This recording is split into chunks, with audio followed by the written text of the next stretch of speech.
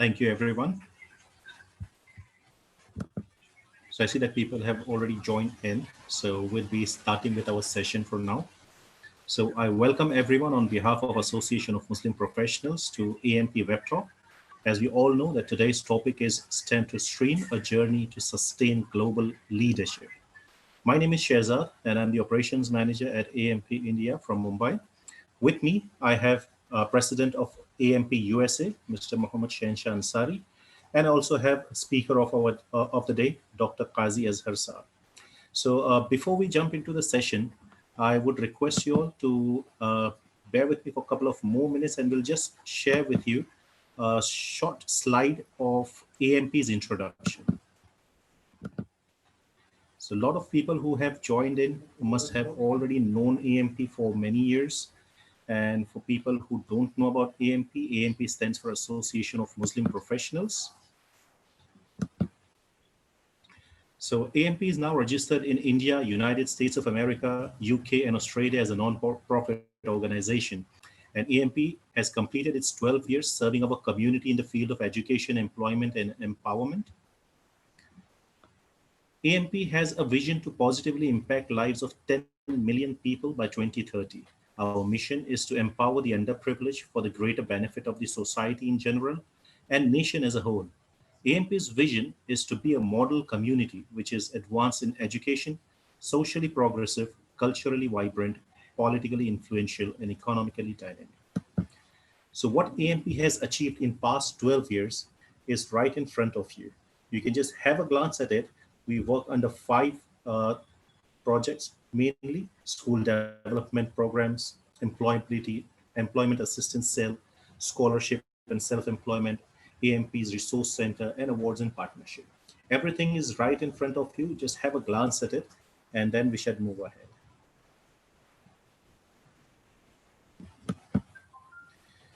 So AMP has its ground presence on currently more than 100 chapters. These are spread across 25 states within India and 16 countries. We've got active volunteers.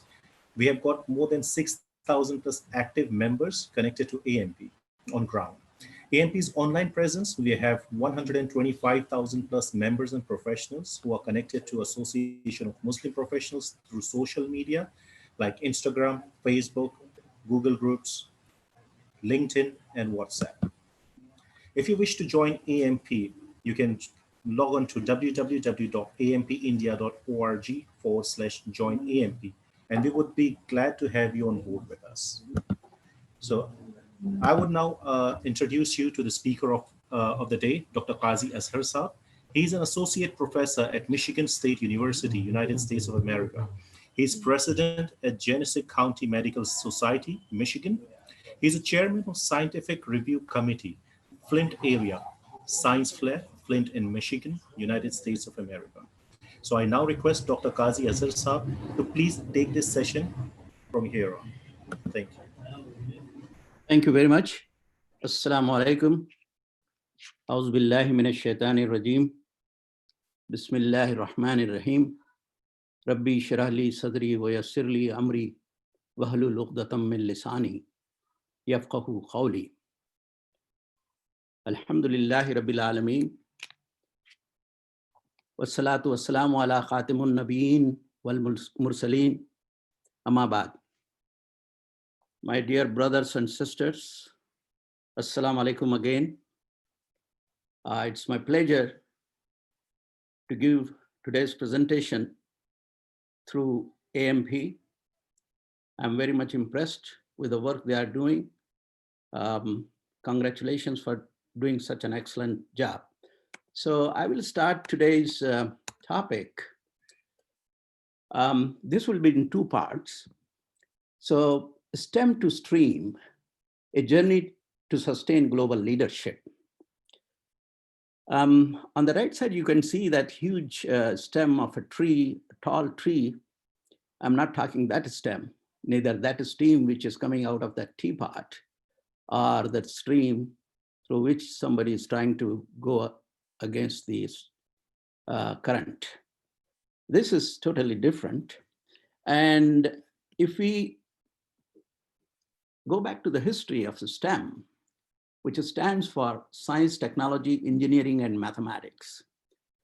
President Obama was the one who realized that tomorrow's leadership depends on how we educate our students today, especially in science, technology, engineering, and mathematics.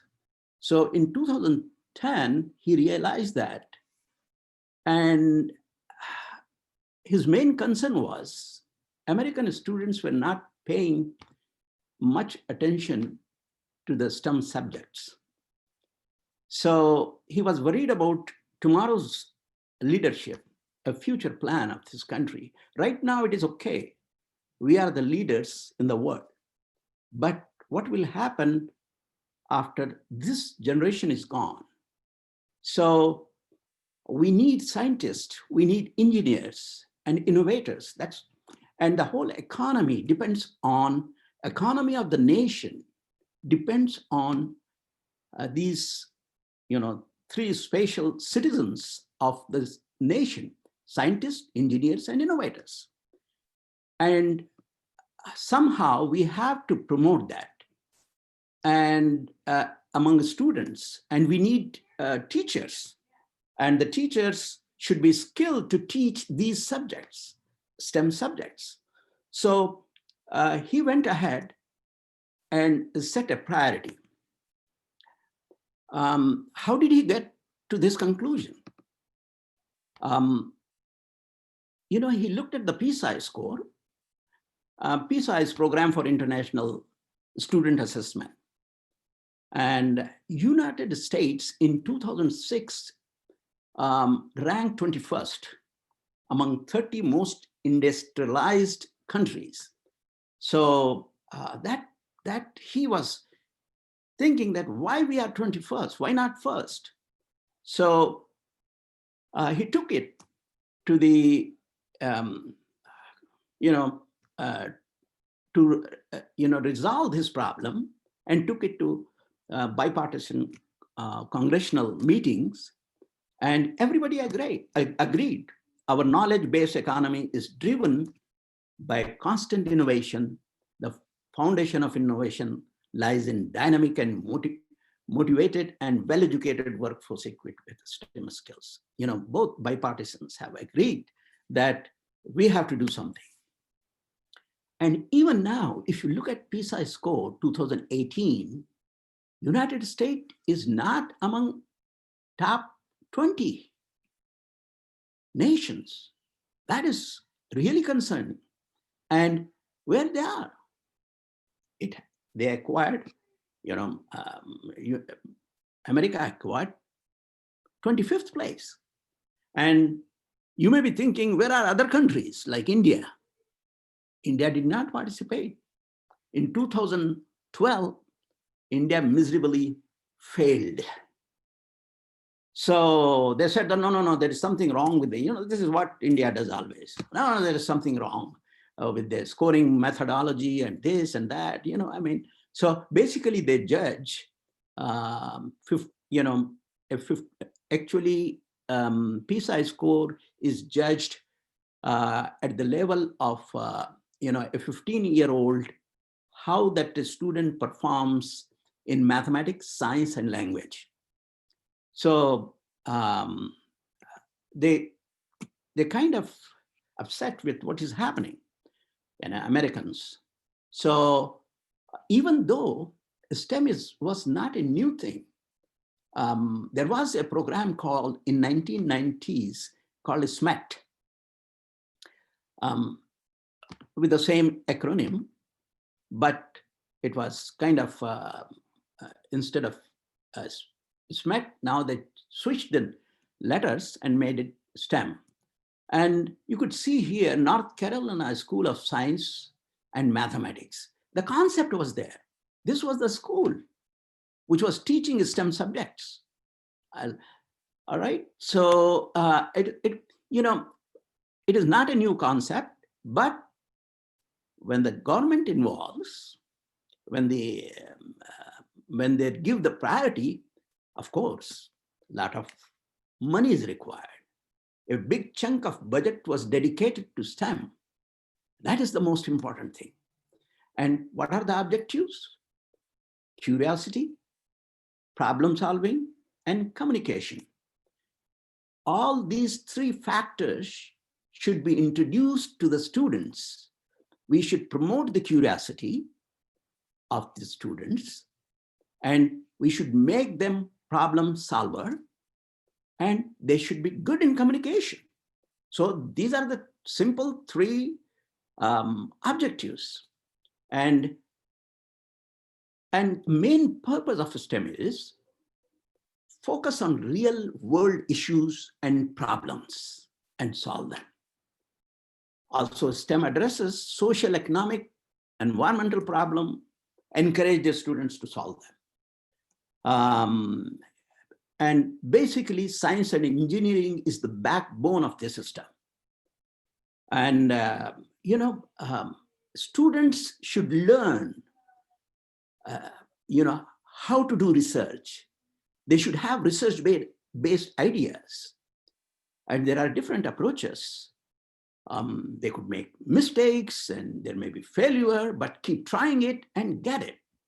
So that's the main goal behind this. And STEM subjects always promote hands-on inquiry-based methodology. And it is always open-ended exploration. Like in India, what we teach is, in education, this is closed-ended. Yeah, okay, this is the formula, you apply this formula, that's it. We don't know how to use that formula. Everybody has learned a plus b whole square. You ask any kid, he will say a square plus b square plus 2ab. Nobody knows what it is for. Everybody learns. Okay, so it should be open-ended exploration. It should not be closed-ended. So there are so many other things, and I will kind of skip, and that's the most important thing which I would like you to know. When team of Mr. Obama looked at this, and they first tried to find out the numbers. Are we doing right thing? And they realized that 62% in future, there will be demand for biomedical engineers. 36% demand for medical scientists. Now with the COVID-19, you can imagine, how many companies, how many people are after this, medical technology. So many medical scientists are working for this. Maybe now it has become 40% now. And 32%, as I think in AMP, there are a lot of engineers here, and many of them are software, IT. So we need 32%. Computer system analysis, 22%. Mathematics, 16%. It is very unfortunate to see in India and other small countries, we don't see that many mathematics PhDs. Mathematics is backbone for engineering and science. So we'll discuss that. And rest of the thing is like 14%. So if you want to survive in this market of scientific and technological driven, we have to produce STEM, expertise. And, overall projected job growth rate is double the rest of the STEM employment, 17%. Non-STEM, 9 In fact, some of the non-STEM employments love to have STEM employees because they are the great, they are creative, they are critical thinkers. They come up with innovation, new ideas. So basically, what is STEM education? STEM education, see, we have learned when I was in college and you were in college, we learned science as a different subject, engineering as a different subject, medicine as a different subject, and biology as a different subject. All those were different, but STEM requires integration of all these subjects. These subjects merge together. Science, technology, engineering, and mathematics. You cannot do science without mathematics. accuracy and precision is important in science because of mathematics. We could become accurate. We could give the accurate data. So precision is very important nowadays. Same thing with engineering. Imagine if you are making a gear and you are not accurate, what will happen? The machine won't work. Your simple watch won't work. Deal with hands-on, and all the STEM subjects are hands-on subjects. You have to do. Science is to do. Science is not to read like what we do in India and third world countries. And it is inquiry-based. It is curiosity-driven. And so that you can think, oh, I'm seeing this. Why it is happening? I have the previous knowledge. Let us apply this knowledge to that. All those things, are STEM related. Integration of the subjects, okay? It is just, I will become a scientist when I put a lab coat, or a doctor when I put a lab coat. A doctor is a scientist. Engineer is a scientist. Oh, well, a farmer is a scientist.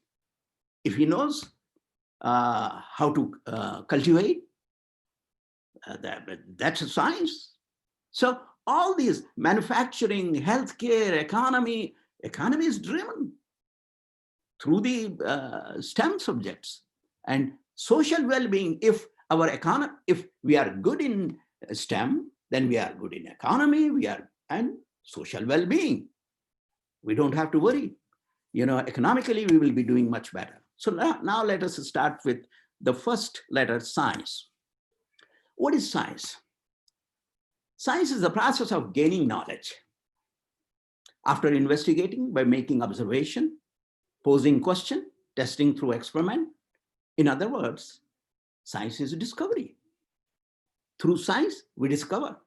Well, you look some strange organism under the microscope and say, oh my God, what is this? I see the gastric biopsy, the stomach biopsy, I'm seeing some squiggly bacteria. That is H. pylori, Helicobacter pylori. Oh, you discovered what you did. This is a science, and you are a scientist. You discovered something. So science is everywhere, but we do not pay attention. That's the problem. Our kids are just memorizers in the school. They are not trained how to observe. They are just, buried in books and the classrooms in front of a board, in front of the same old teacher face, where now we are kind of modernized and we have digital board instead of blackboard. What does it matter? Nowadays, if you look at classrooms are different. These kids have curiosity. Exploit them. They are born scientists. So the science is in their mind. Explore it. And how do you do that? I mentioned about the steps already in here. These are the steps. Observation. Based on observation, a question comes to your mind. Well, this apple, I'm seeing this apple, it fell down. Why it fell down? Why it didn't go up? That's the question. Posing a question is part of scientific method. And then you test it. And you put a hypothesis. And hypothesis could be, because of the mass of the apple, it is coming down. Then you test it by doing experimentation. And you get the data. And then you find, at the end, you conclude, interpret the data. This is what is called scientific method. This is missing from our school curriculum. Nobody teaches in India. In United States, if you pick up 4th grade book, the first lesson will be how scientists work. Basically, same scientific method is described there with simple examples. And up to college level, K to 12. But, we don't introduce scientific method in earlier classes, like only after 4th grade, because now the brain of a child is well developed to understand. So from 4th grade, I'm trying this to introduce this in India. 30 years I spent, but nobody pays attention. They are doing science exhibitions, just making a model and bringing it. What does it do? What innovation you have? Already discovered things, innovated things, you are making models and bringing it. Oh, best model. Oh, this is the damn model. This. So there is no creativity. We have to completely revamp the curriculum. It's not easy. It takes billions of dollars, but you have to spend. How Obama has spent billions of dollars on this project of STEM. And now he said that within 10 years, we want to be the leader in the world. They will outsource. They will not outsource innovation. Yes, we are producing educated laborers, workers. That's all we are doing. We know how to program it, but the program, all those inventions come from here. Well, who was the one? Let me go back a little bit in history. See how beautiful was our past. You are seeing a picture of Al-Haytham. He is called Al-Hazan too. And he was the one who discovered and invented this scientific method. Based on observation, a question comes, hypothesis, experiment, analysis, conclusion. He is Al-Hazan, 965 AD to 1039. And Bradley Stephen, in 2006, he says that he first described the scientific method. That's why he is the first scientist.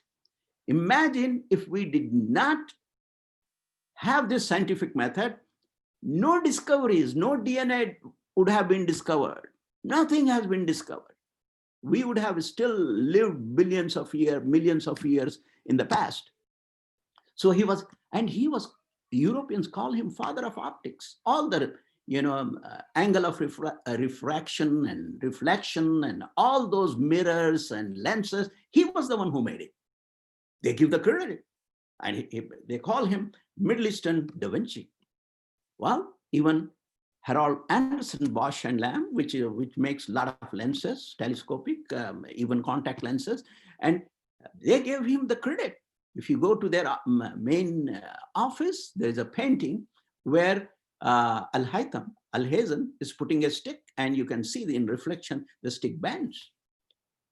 Well, so the discovery is the main thing. If you look at DNA, it takes time to discover. And the credit goes to Watson and Crick. In 1953, they came to know that it is double helix, and it has deoxyribonucleic acids. And the way they are arranged is in a double helix. But the real credit goes to this lady. Her name is Rosalind Franklin. She was a Britisher, but actually she was a Jewish. Doesn't matter. Religion doesn't matter to scientists. Faith doesn't matter to them, whatever. But she was the first one. And somehow the idea was stolen by, this happens. And she has documented everything. And even she planned how the molecules join and make it double helix. It's called X-ray crystallography. It's still used. And Azhar Sahab, Assalamu alaikum. Yeah. Sorry, are you sharing the screen, Azhar Sahab? Yes. No, I cannot see the screen. Oh, yeah. So looks like you need to share the screen. Sorry, I'm sorry. That was most important thing I should have done. Yeah, no problem. I just realized that even. Can you see now? Okay. Can you see now? Yes. Yeah. Maybe if you'd like to quickly go over certain slides, that is fine. Others are feel free to do quickly. that. Yeah. Okay. Quickly. Okay. Oh, I'm very sorry that it was too late. Okay, so, basically the idea of STEM was by Obama. And if you look, let me open up completely here. Oh, I'm sorry about that. If you look at this, United States of America, acquired 25th place. And even it is not there in first 20 countries. And little countries, there was a time when Finland was #1, and then Hong Kong became #1, and then now China is #1 in 2018. So they were worried about this. And so they wanted to somehow introduce STEM, science, technology, and engineering, and mathematics. And why? Because kids have curiosity, and they could, if they are taught or trained in a right direction, they could be great problem solvers, and there will be great communicators. So there are so many other things I have mentioned. And why STEM? Because 62% biomedical engineering jobs are in there, and medical scientists about 36%, 32% software engineers or system analyzers, computer system analysis, mathematicians, and rest of them are 14%. So basically what we have here is, if you look at the total, the STEM employment is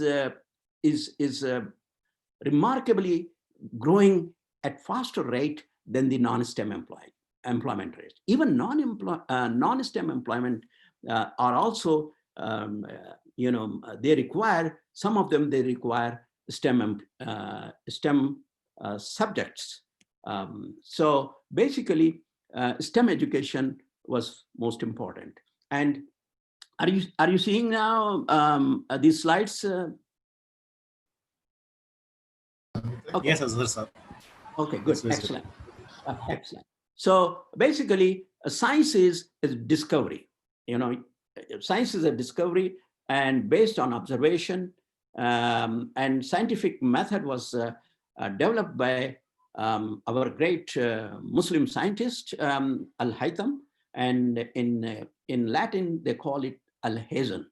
So that is the scientific method: observation, question, hypothesis, experiment, analysis, and conclusion. And he was called first scientist, and his picture is there in Harold Anderson Bosch and Lamb industry.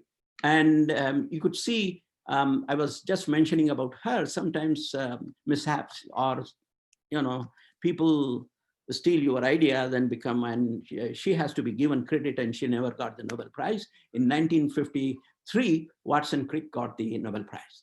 Well, so the discovery was, DNA was there, already existed in our body, okay, in our cells, in the nucleus, in the chromosomes. But once the discovery was made, now there is technology developed. And what is that technology? Genetic engineering. I'm a forensic pathologist, apart from a general pathologist, and I have so many specialties. But I have used fingerprinting, DNA fingerprinting in my criminal cases. I have some famous international cases which I solved, and based upon DNA technology.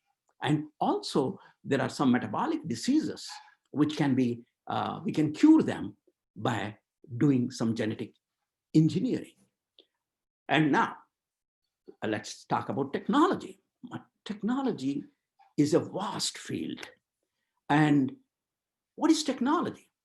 Technology is a process by which mankind modify the nature to meet their needs. So in case of DNA, that was nature, naturally existing. We modified it and took portions of DNA to grow a good crop, which gives more grains, or size of the grains may be increased. So that is technology. See, discovery leads discovery. Science leads to technology. And in between is the engineering. And it is not just, tools. It's a complete design.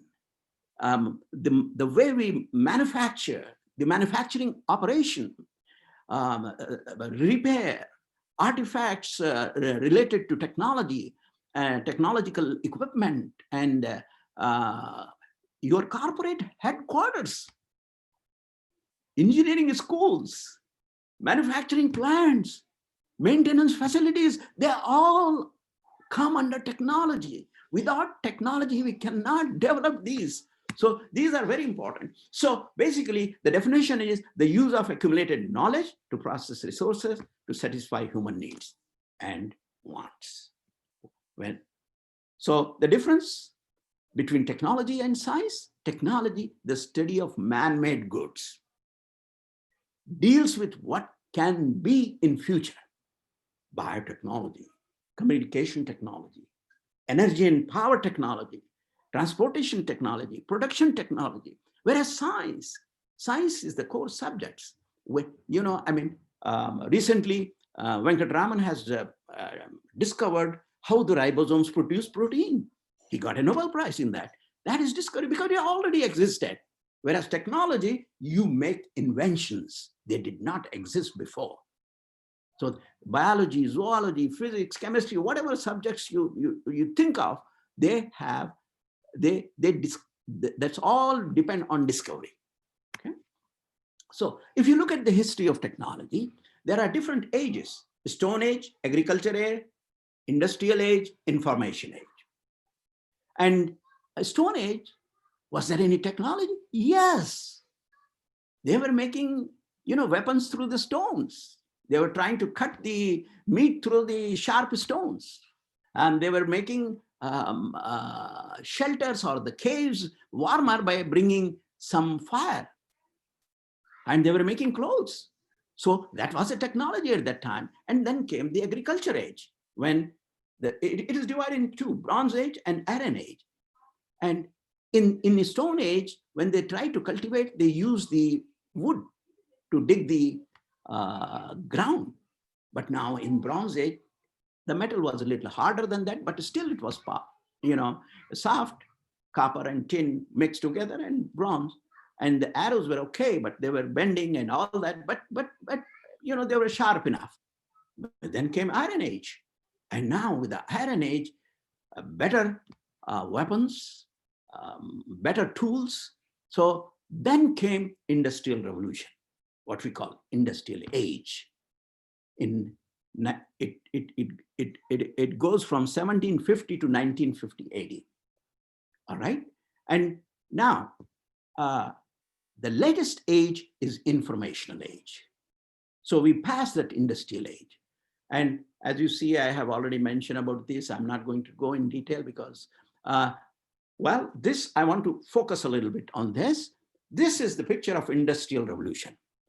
When India was occupied by Britishers, that's the time Great Britain became Great Britain. Why? Because they were ruling the almost entire world. Sun never used to set it.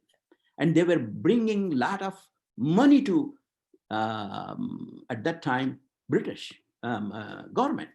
So there was a lot of science and technology development.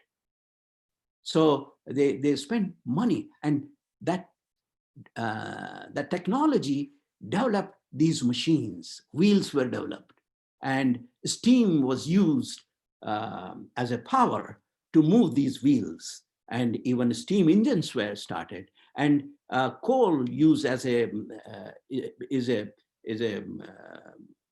a source of energy. And so basically, cotton from India was taken to UK. At that time, it was Britain, and there they made these cloths, and they brought back those cloths, sold at much higher price in India. This is how they made money. And there was a time when their industrial growth was so much, you can you can look at this, how bad the atmosphere is, the environment. And they did not have manpower. So even kids started working in coal mines and these poor labor jobs. So education was nil. So this is the drawback of industrial revolution to the Britishers.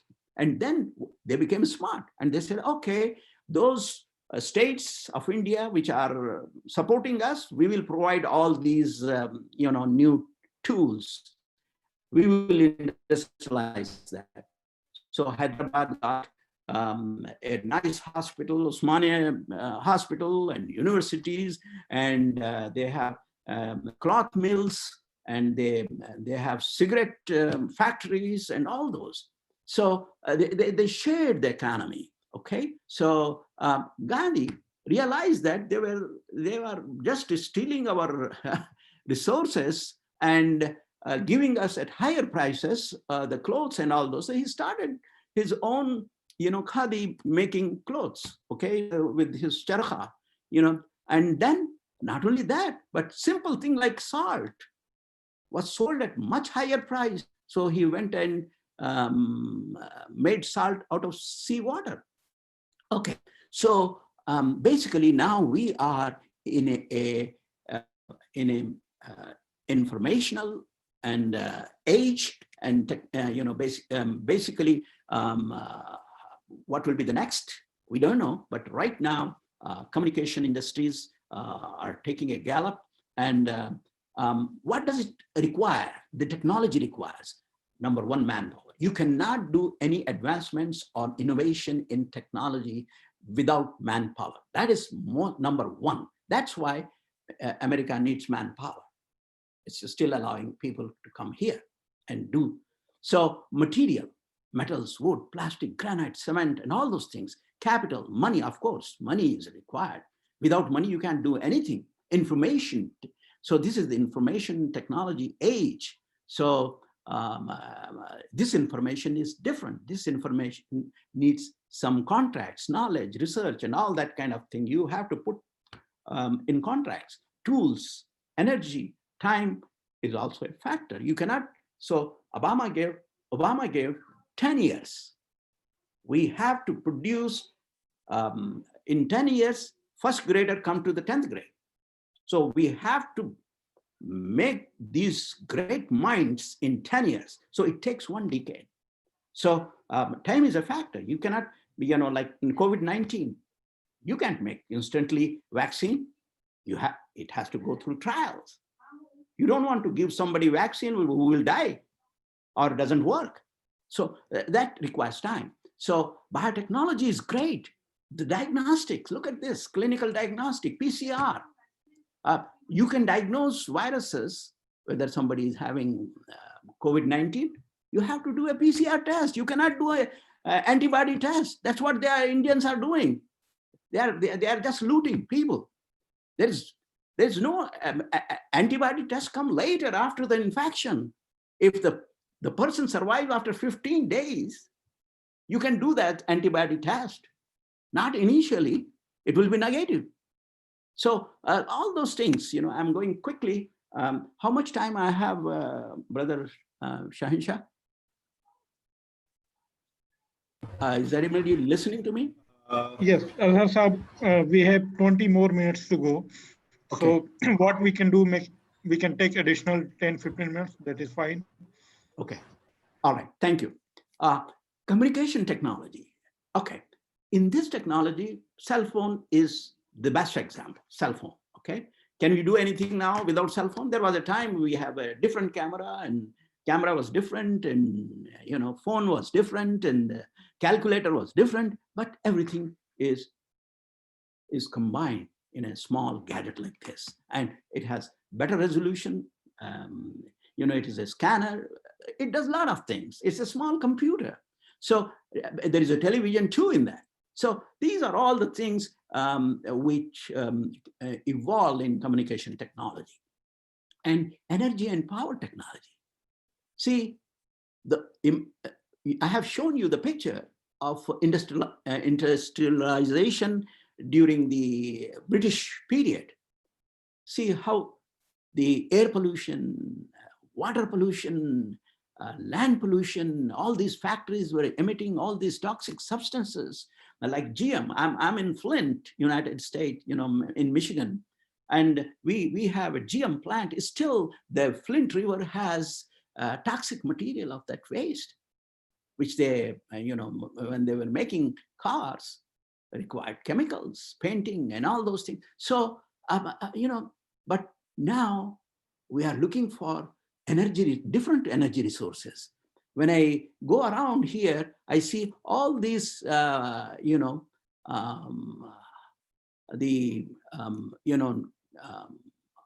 these, we are getting solar panels and windmills. I see all everywhere. So this is clear energy. It doesn't produce carbon related toxic substances, okay? Or green effect is less. Okay, now production technology. So in this, imagine when Ford has started making cars on a belt, a line, okay? So that was a great thing, because every 1 hour a new car was produced, because it was a new idea. And now these robots are working online. So the manpower reduced, and they are much more efficient than human is to err. I could make mistakes, but not if they are programmed right, they will do right job. So all these things. So production technology improved and manufactured better TVs. They are flat now. It used to occupy so much space. Now you can hang the TV. Furnitures, where there is a whole lot research goes on a furniture. Which furniture is comfortable? How, what we should make it different, according to the need, make it compact and, but it's still much more relaxing place and all that things. So construction, buildings and everything. And this, look at this, fully automated clinical laboratory. This is my lab.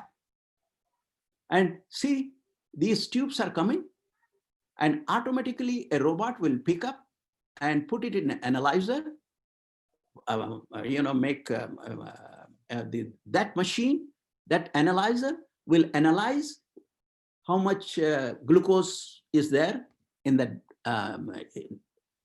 or sodium, potassium, carbonate, and all those things, and enzymes, cardiac enzymes, all those machines are doing now. So the technology has advanced so much. We couldn't, about 30 years ago, we couldn't have imagined that this type of laboratory will be there under one roof. All the tests are being done under one roof. Everything has changed. Now we have, I was talking about artificial intelligence. On 13th, I have to talk on artificial intelligence at one of the university. So, medical science has, captured this artificial intelligence. And now we can make better diagnosis, earlier diagnosis. So all those things are going on. Transportation technology. India wants to have a bullet train, but India has not trained their students to make bullet trains. We have to buy from somebody, paying 100 times more money. Why? Because we did not introduce scientific method at 4th grade. We did not introduce engineering method at the 4th grade. Engineering method, there was, let me tell you this, I'm doing this promoting research in science in India, promoting science fair, which is basically a scientific research. And every 6th international participant of Intel science fair has its own invention. So basically, that is the mind we have to make in India, or also in third world countries, Muslim countries. There are 52 of them. None of them are leaders in science and engineering and technology, innovation. We have, yes, we are doing, they are educated. Some countries are better than the other countries, but still they are not up there. So we have to. So, and we say make in India. Why not made in India? They will come and make and pollute your water, pollute your air pollution, land pollution, everything is there. That's why you want to do that? You acquire by yourself ability to Rafale. Why we have to buy Rafale? Why India cannot make Rafale? Think about it. All these things, okay? Engineering. And I'm sure there are a lot of engineers in my presentations. So what is engineering? I told you, engineering, simple thing, invention. That's it. Remember this, science, discovery, engineering. How many significant invention came from IIT? We boast, you are from IIT. What IIT? What has done? Look at MIT. Every year, more than 600 inventions come from MIT. 78 Nobel laureates from MIT, Massachusetts Institute of Technology. That's why America is leader, a global leader in science and technology. 57 countries, none of them are leaders, can't even make a needle. I'm so ashamed to tell you. Their education system has to be fixed. I tell so many times, but blind eyes, deaf ears, false. That's it. 30 years I'm struggling hard. I suffered. When I was in India, I did not write even a single paper. I did medicine. Here, high school kids, they have patent. They have their own patent. I told you, every 6 science fair participant in Intel Science Fair has its own patent. That's how we should make. We have to work from the grassroots. It will take time. As I said, it will take 10 years for that first grader to come to high school. The whole curriculum has to be changed. I'm lucky, I'm one of those few who has medical degree and engineering degree, medical degree and education degree. I know what is wrong in the education system. Nobody wants to listen. They think they are the best. Well, scientists and engineers. Scientists explore that which exists, whereas engineers create that has never been existed. Engineers define problem. I will go over the engineering method maybe in my next. Okay, this is another thing. Curriculum of engineering curriculum. I try to find out. I asked Ramesh, who is Janavijnana Vedika, secretary, and asked him, go and find out in Hyderabad about, go to every engineering college, talk to the faculty, talk to the student, and let them define what is engineering method. None of them knew what is engineering method. It is not there in their curriculum. This should have been in the school. It's so sad. I'm really sad. Why engineering is important? Engineering applies scientific concepts. As I said, scientific concept, DNA. Engineering, genetic engineering, forensic engineering. It applies. Engineering solves problem. Well, I want to carry this heavy load on top of 100-story building. You can't go from inside a huge beam of iron you want to transfer. That's how crane has been invented. Bridges, a hanging bridge, how that works? All that engineering. A wheel, engineering. Precision and accuracy. All those things. Economy is driven on STEM. Remember this. And mathematics. Without mathematics, can you do this? At accuracy and precision? Can it fit it here? No. So mathematics, geometry, trigonometry, people in India, there is formula type of education, basically. They don't understand what is trigonometry, why we should do calculus, why there is calculus, why there is algebra. They don't understand. The kids, the basic concept is not there. And they are, in India, we teach them in their foreign language. That kid is born with their mother tongue different. And we are teaching that kid in a foreign language he doesn't understand. By the time he starts understanding English, it's somewhere in the high school. Can't even speak. I was Urdu medium student. And I learned English in 8th grade. I was failing in 7th grade. Why? Because you are teaching them in foreign language. Science, STEM subjects requires concepts, doesn't require any language. You can think in any language. That's why Russian thinks in their language. Chinese think in their language. Not in English. Well, you can learn English and we have to learn English. I give importance to English too. I learned it. So we have to remember this. And people, how this engineering has evolved. I know my uncle had this slide ruler. That was the calculator. This is the calculator. You could do all the functions on this simple thing.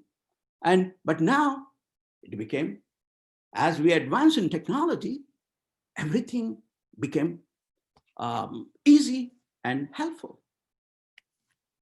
Well, the biggest problem I will tell you in our education system is we dump higher grade subjects into lower grades, and we teach formula type of education. Look at this kid. She's teaching x plus 2 is equal to 5, therefore x equal to 3. But probably she did a equation, solved an equation yesterday, and this kid is saying, just a darn minute, yesterday you said that x is equal to 2. This poor kid doesn't understand what, one time when I was addressing to the teachers, one of the mathematics teacher who stood up and said, oh, you talk so good about, developed countries and America and this and that. What grade you teach algebra? I said, maybe pre-algebra in 8th grade and 9th grade we teach algebra. With his proud face, he said, we teach at 6th grade. What are you teaching at 6th grade? Not a single, I see almost no PhDs in mathematics.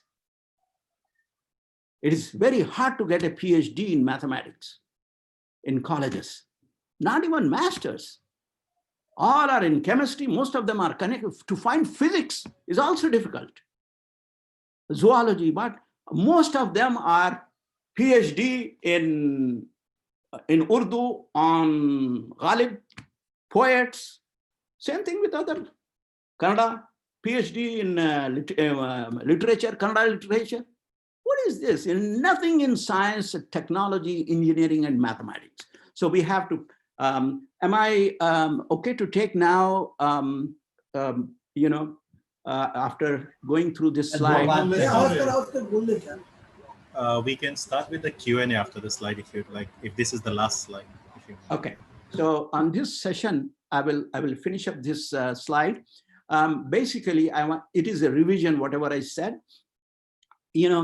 We have to pay attention if we want to progress, if we want to have a better economy, we have to pay attention towards the STEM, not only subjects, but occupation, because those are the fields which are important, and there is a good demand internationally.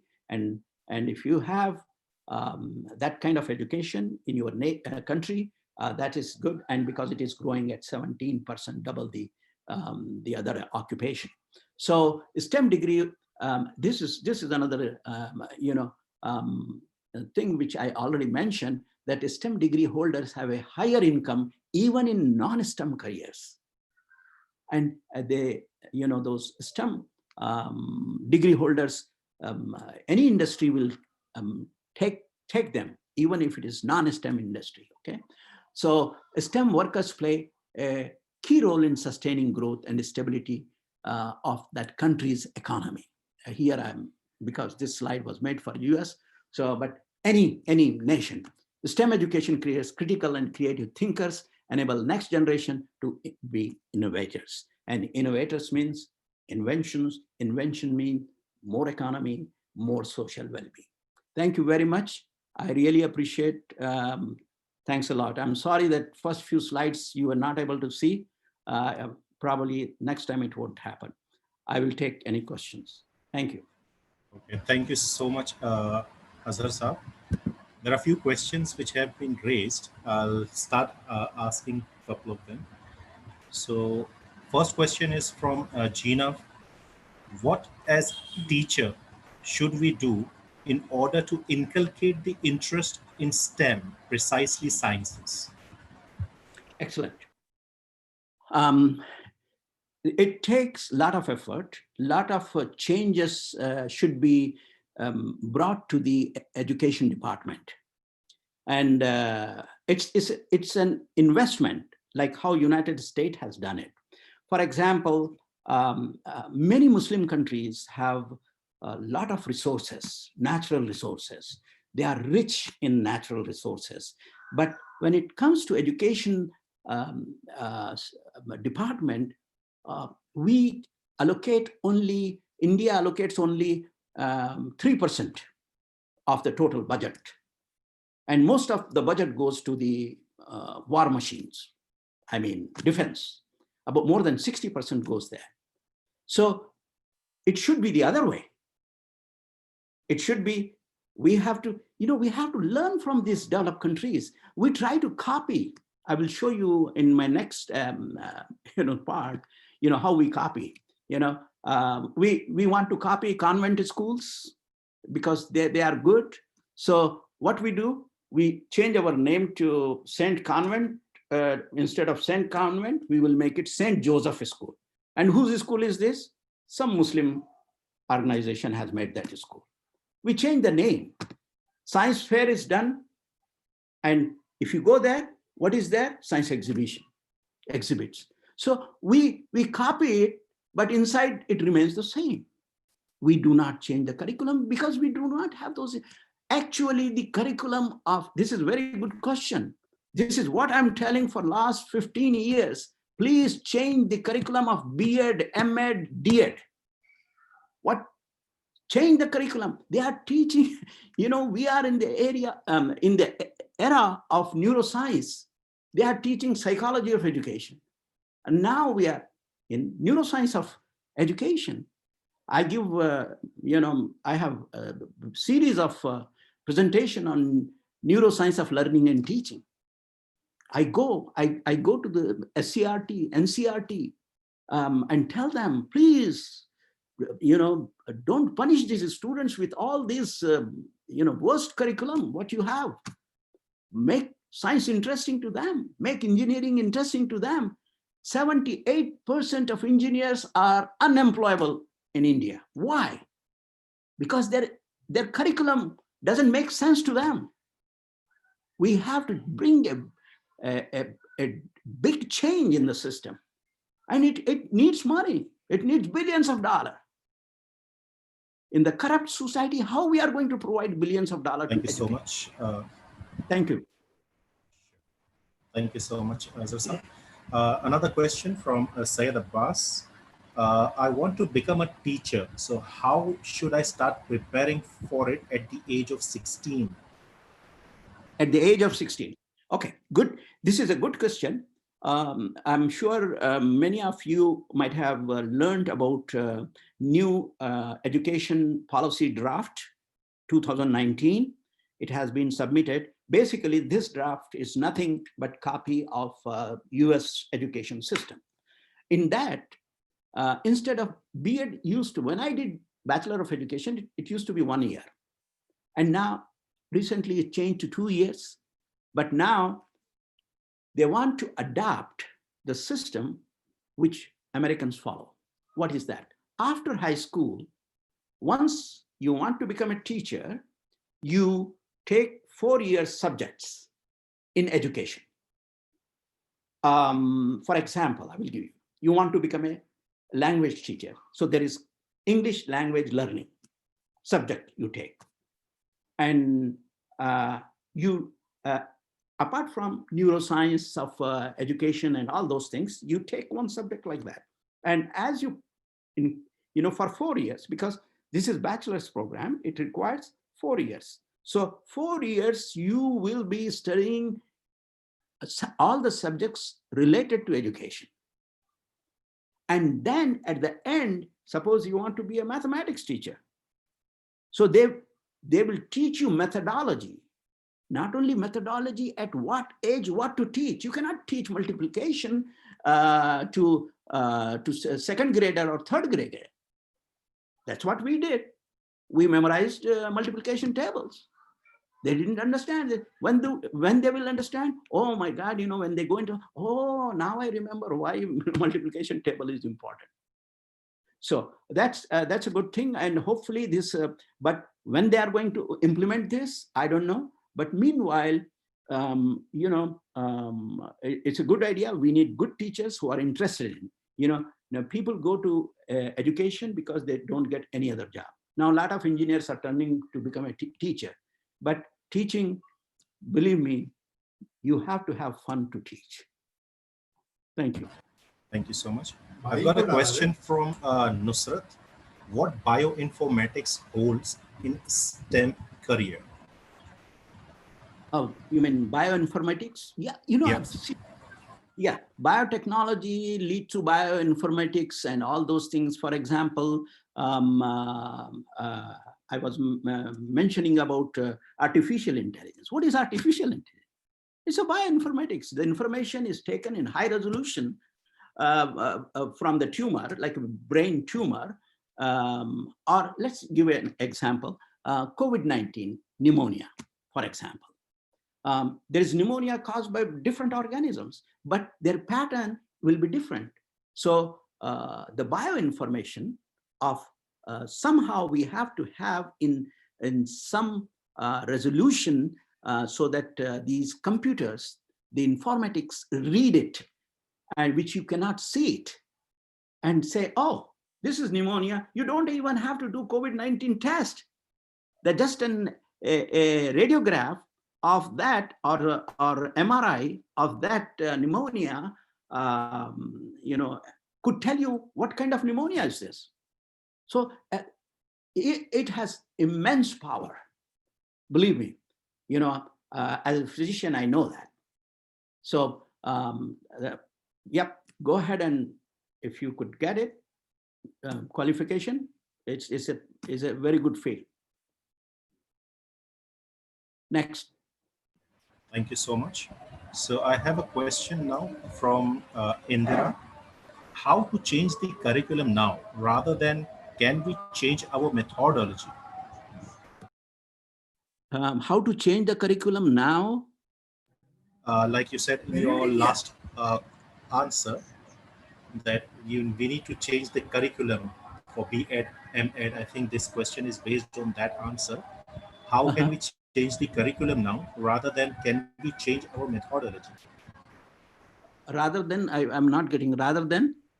Can we change our methodology of teaching, oh, methodology. the way of teaching? Okay. See, thank you very much. Again, a good question. We have, see, that is the problem I'm facing now. When I give presentations to the, you cannot, when it is called brain-based education. Your brain growth takes time. And I wish, maybe in future, I should give you neuroscience of learning and teaching, seminars, because it looks like a lot of people are interested in education, how to educate, methodologies and all this. You can have a best methodology. If the brain is not compatible of learning, then it is of no use.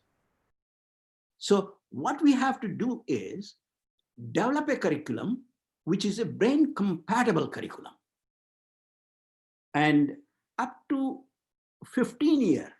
After that, it is okay. They have enough, their brain up to 20.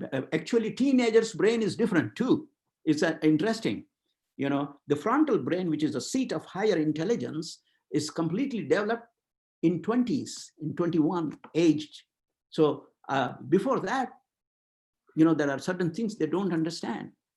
So we have to develop a curriculum which is brain-based, brain compatible. And the classroom should be the brain compatible.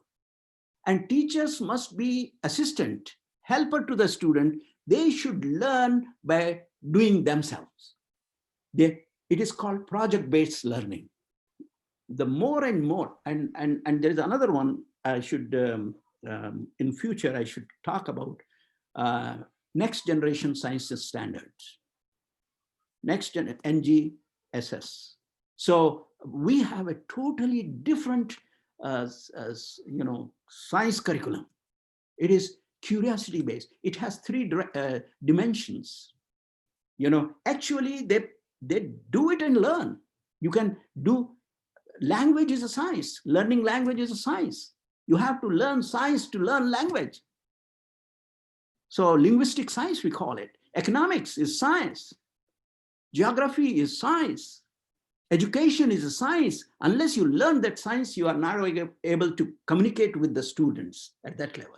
So you change methodology, it's not going to work. You have to change curriculum as well as methodology. Thank you. Thank you so much.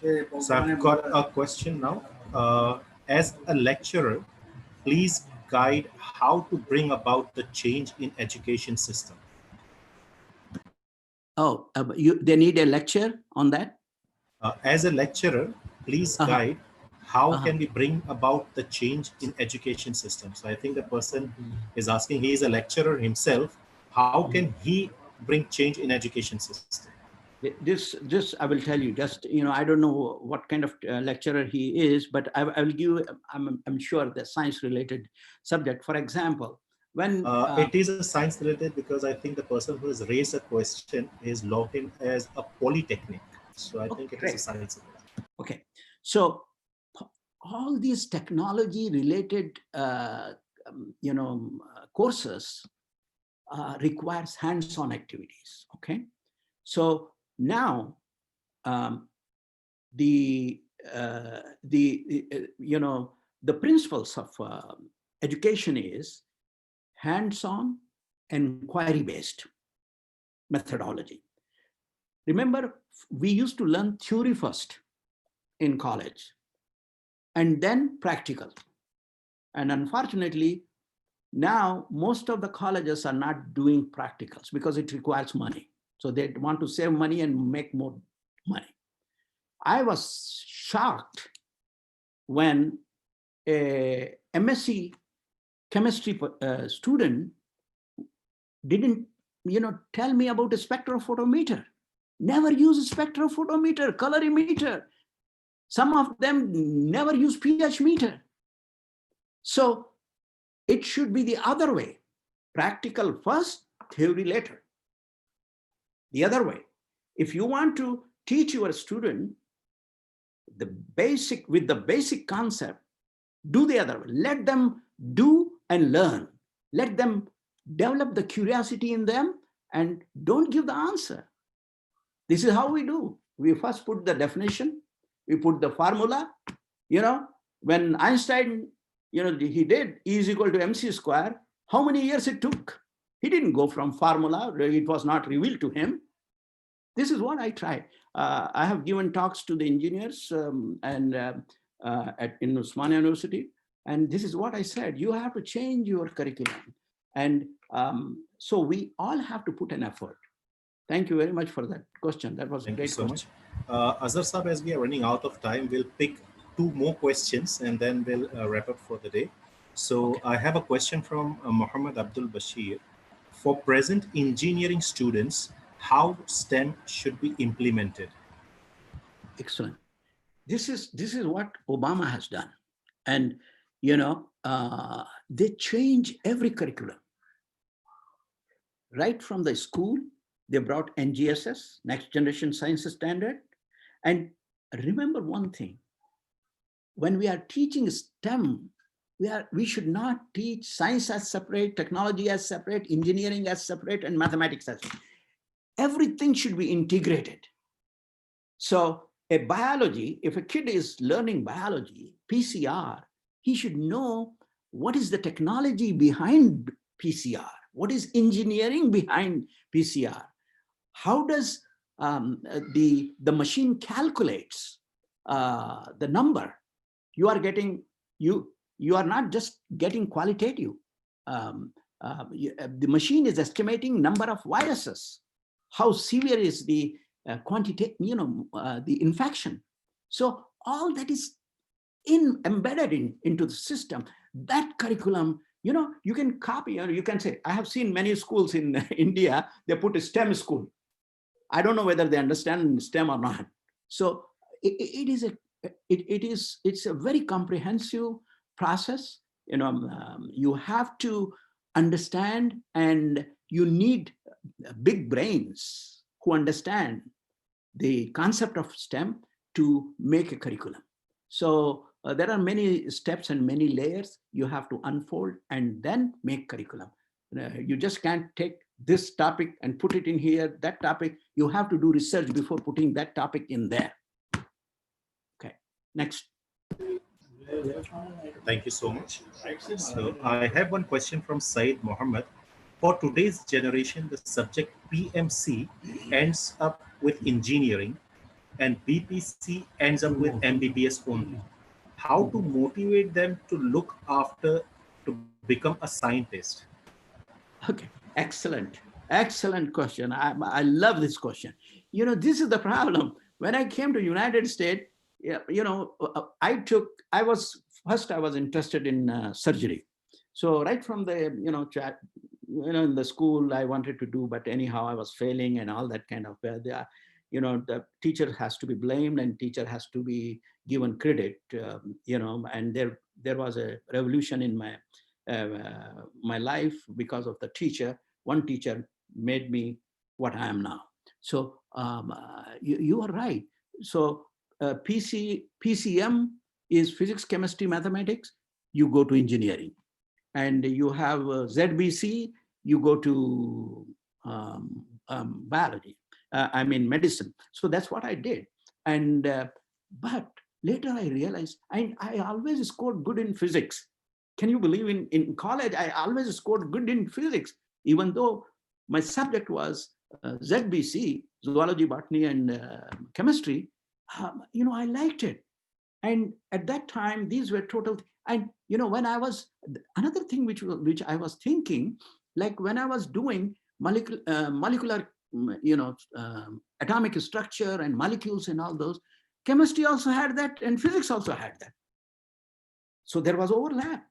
So I was thinking all those things. And when I came here, now we have bioengineering, medical engineering. There are so many things. The lab which I work is completely, bioengineers are running those labs, and I am also contributing to that. So I have 200 lab technologists work in my lab. I teach lab technologists. We have a school of lab technology, medical school, and all those things. I teach medical students, residents. So it is not, here, one of my cousin, he took engineering and went into medicine. So my son, who is now did master in health administration, his major was history, minor was chemistry. So there are different options. In India, we have just blindfolded either medical or engineering, and there is no research in both the disciplines. So we have to develop that.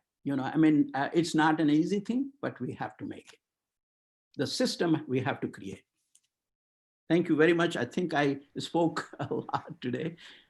That's completely all right, but it was really insightful and helped a lot of people who have joined today.